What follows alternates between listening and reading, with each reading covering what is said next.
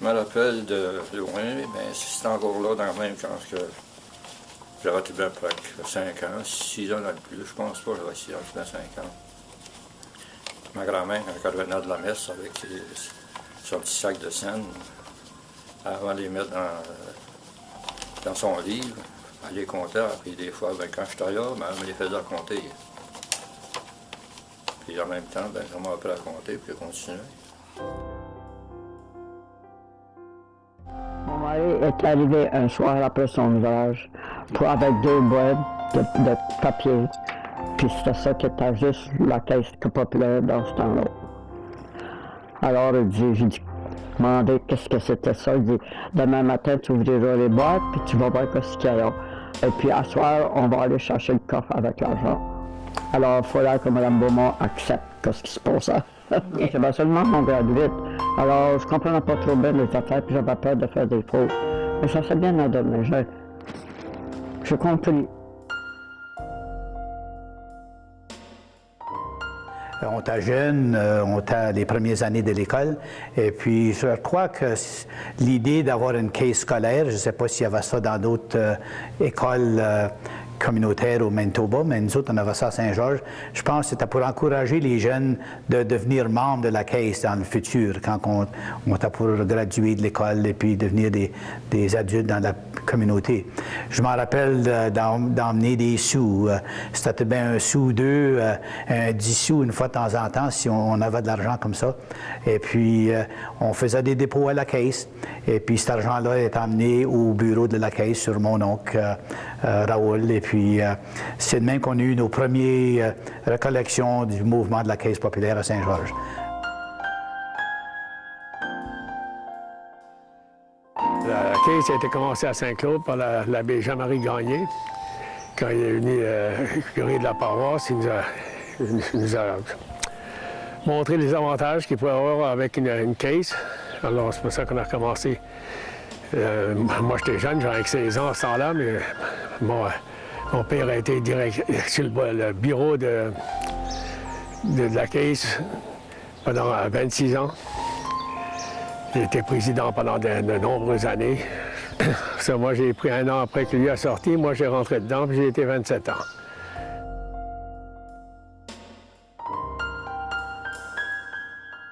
Quand je me suis marié en 1965 avec ma femme, j'ai dit, écoute, je suis marié avec toi, je suis marié avec la caisse, mais demande-moi pas de divorcer la caisse.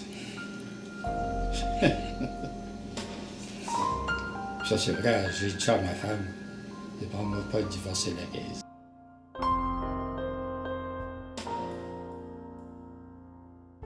Quand j'étais jeune, je me rappelle de déposer l'argent, 2,50 $ chaque samedi matin. Mes parents ont toujours dit que je devrais épargner mon argent. Et chaque fois que j'ai reçu l'argent de mes parents ou de mes grands-parents, j'allais chaque samedi matin pour déposer l'argent. I think members of the community feel the presence of La Caisse when they are at events that are within the community. So there's always that presence, always that feeling. And you know when you walk into the bank at La Caisse, you know that you're part of a family, that you're really going to, it's part of your life, it's part of home. So you really feel that you're part of the community.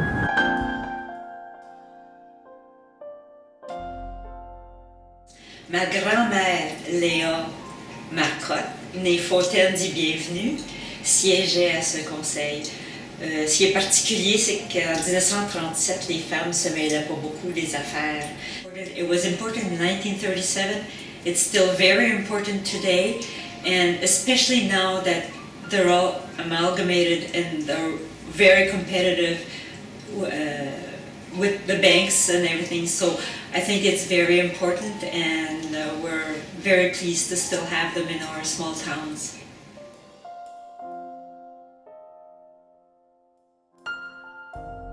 J'ai tout un vécu avec la Caisse. Mon père était membre de la Caisse et la Caisse populaire d'Aubigny. Et la Caisse populaire d'Aubigny venait une fois par semaine, à toutes 2 semaines à l'école, pour que les gens puissent placer leurs 10 sous, leurs 20 sous, leurs 30 sous ou leurs 1 $. C'était assez riche pour avoir ça.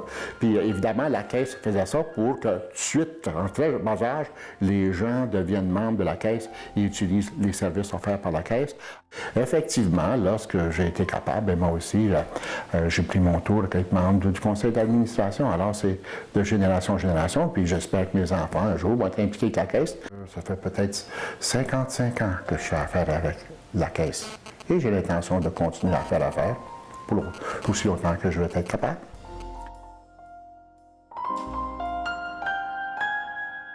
Si mon père il voulait, s'il y avait des affaires à faire avec la Caisse populaire ou il voulait faire un emprunt, il fallait qu'il demande permission à son papa de faire un emprunt. Moi, par contre, quelquefois, j'allais voir mon grand-papa pour faire un dépôt. J'étais membre de la Caisse populaire, alors je disais à mon grand-papa, je veux déposer quelques dollars à la Caisse populaire. Et mon grand-papa, pour m'encourager, me disait, bien, si tu déposes 2 $, Denis, moi, je dépose 2 $ aussi à ton compte. Alors ça m'a beaucoup encouragé. J'ai beaucoup apprécié ça. Et je ne sais pas si c'est pour cela, mais j'ai toujours demeuré membre de la Caisse populaire toute ma vie. Sometimes I would go with my little deposit of $1 or $2, and I would, as a member of the Caisse populaire, I would go see my grandfather and make the deposit. And just to encourage me, he would say, well, Dennis, I will deposit the same amount that you put in. So if I put in $2, he would help me out and deposit $2 in my account. And this has always impressed me. And I think because of that, I've been a member of the Caisse populaire since I was a kid, since I was 5 or 6 years old. So, and even today, I'm still very proud of the Caisse. And I feel at home when I do transactions with them.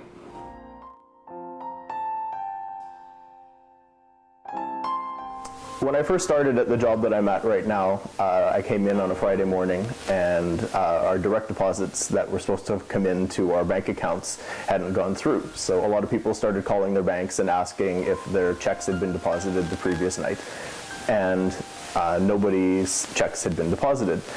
And a lot of the banks were saying that, to keep calling back and ask, if their checks had been deposited. And when I called the Caisse, the woman that I spoke to, I don't remember her name, it was so many years ago, she said that no, my check hadn't been deposited yet, but she would keep checking, and when it did come through, she would call me. So she took my number and took my name, and she ended up calling me back a couple hours later. And I just thought that was really neat, because everybody else's bank just told them to keep calling back, and they're big impersonal banks, whereas my bank took my name and took my phone number and called me back when it was done. And at that time, everybody teased me and said, well, you bank with the Friendly French Bank. So since then, whenever I've said I have to go do some banking or I'm going to meet with my bank, people who still know that story still call it the Friendly French Bank.